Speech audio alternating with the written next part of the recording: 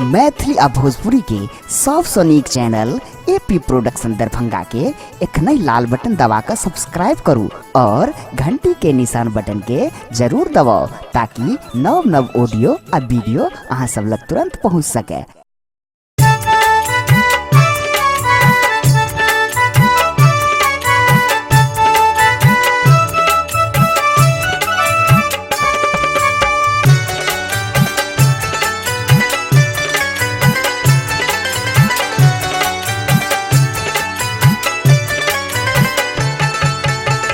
एखन अपने सब सुन रहल छी एपी प्रोडक्शन के प्रस्तुति।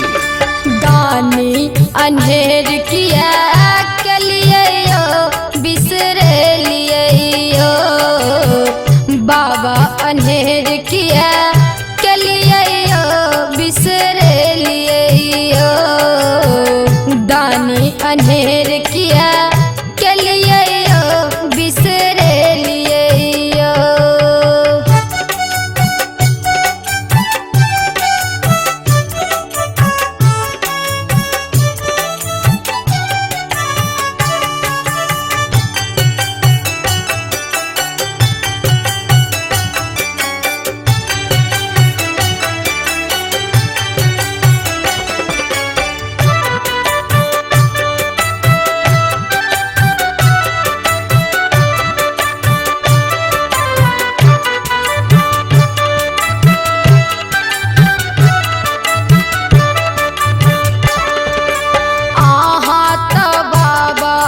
सबके सुनै छी हमरा बेर बाबा यो आँख मुनै छी।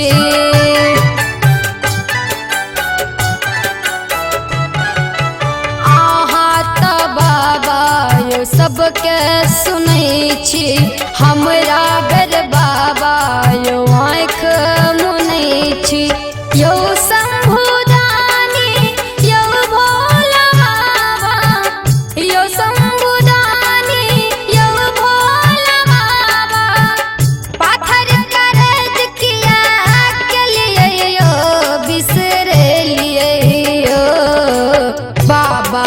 अन्हेर किया के लिए यो बिसरे लिए यो, दानी अन्हेर किया के लिए यो बिसरे लिए यो।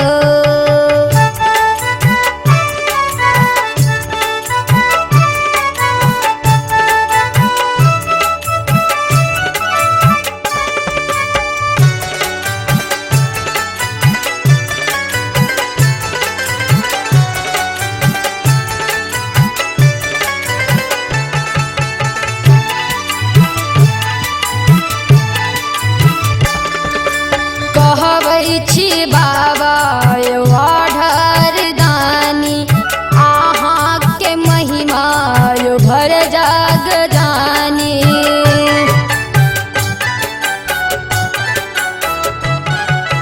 कहबै छी बाबा यो आढ़र दानी, आहाँ के महिमा यो भर जग जानी। लिख लो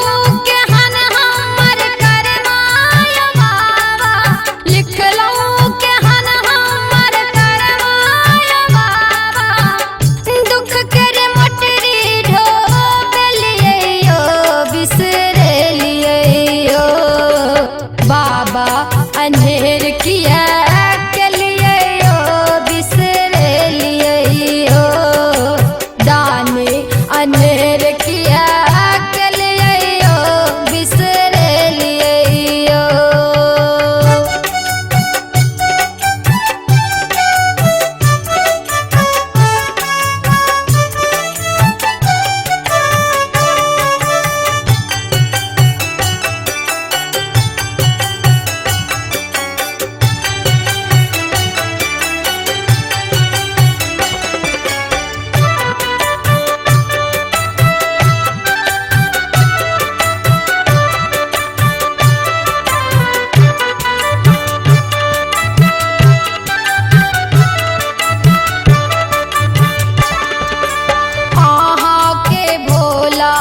सब पर या माया, गंगा पर भोला यो करबै भई जदाया।